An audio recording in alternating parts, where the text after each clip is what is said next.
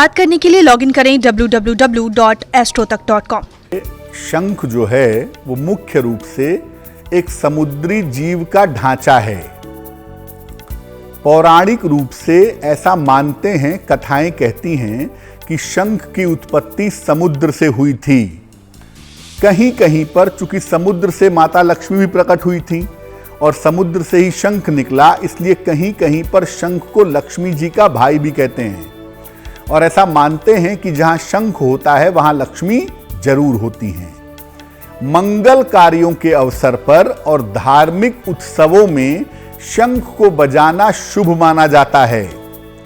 घर में पूजा की वेदी पर, पूजा स्थान पर शंख की स्थापना की जाती है। शंख को दीपावली पर, होली पर, महाशिवरात्रि पर, नवरात्र में, रवि पुष्य नक्षत्र में या गुरु पुष्य नक्षत्र में स्थापित किया जा सकता है।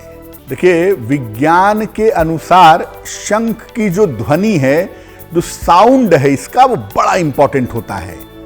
शंख की ध्वनि में विशेष तरह की तरंगे निकलती हैं और वैज्ञानिकों के अनुसार शंख की ध्वनि से वातावरण शुद्ध होता है। इसकी ध्वनि जहां तक जाती है तेजी से, वहां तक जो वातावरण में कीटाणु मौजूद होते हैं उनका नाश होता है। शंख का साउंड इतना महत्वपूर्ण है कि शंख की ध्वनि जब कान में पड़ती है तो अंदर तक उसके वाइब्रेशन दौड़ने लगते हैं। शंख में थोड़ा सा चूने का पानी भर करके रख दीजिए, आधा घंटा 1 घंटा, और इसके बाद इसको पीने से कैल्शियम आपका अच्छा हो जाएगा शरीर में।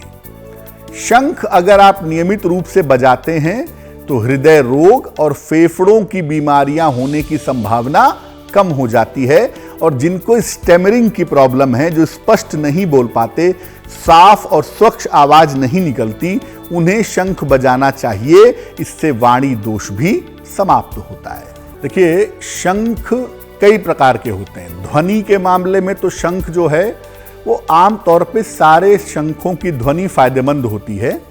लेकिन अगर हम पौराणिक मान्यताओं से देखें या ज्योतिषीय दृष्टिकोण से देखें तो शंख कई प्रकार के होते हैं और सभी प्रकारों की विशेषता और पूजा पद्धति अलग होती है। शंख की आकृति के आधार पर इसके 3 प्रकार माने जाते हैं। एक होता है दक्षिणावर्ती, एक होता है मध्यावर्ती और एक होता है वामावर्ती।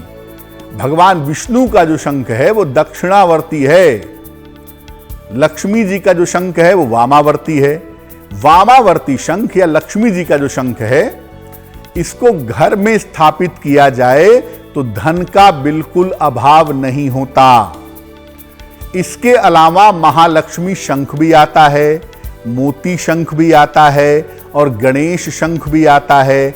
इसको भी आप अपने घर में स्थापित कर सकते हैं। खासतौर से ऐसा देखा गया है कि अगर आप अपने घर में लक्ष्मी जी का शंख, वामावर्ती शंख स्थापित करते हैं या अपने घर में मोती शंख स्थापित करते हैं तो इससे धन के मामलों पर अच्छा प्रभाव पड़ता है। देखिए, एक तो सफेद रंग का शंख ले आइए। सफेद शंख की महिमा थोड़ी ज्यादा है, तो सफेद रंग का शंख ले आएं। इसको गंगा जल से और कच्चे दूध से धो करके शुद्ध कर लें। इसके बाद गुलाबी वस्त्र में या ज्यादा से ज्यादा पीले वस्त्र में लपेट करके पूजा के स्थान पर रखें।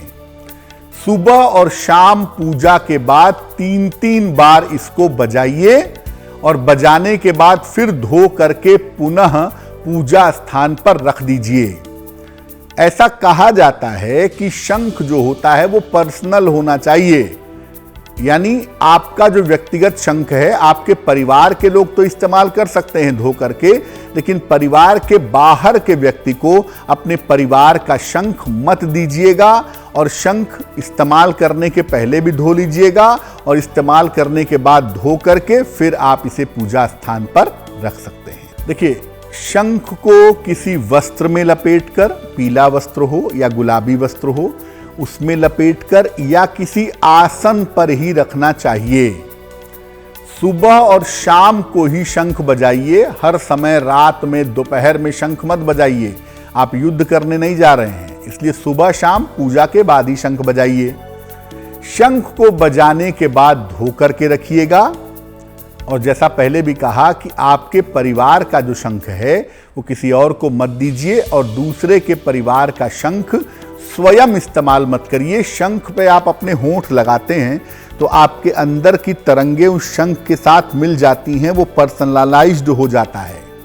इसलिए जब आप दूसरे को शंख देंगे तो आपकी शुभता की तरंगें वो दूसरे को फायदा पहुंचाएंगी, आपको फायदा नहीं होगा।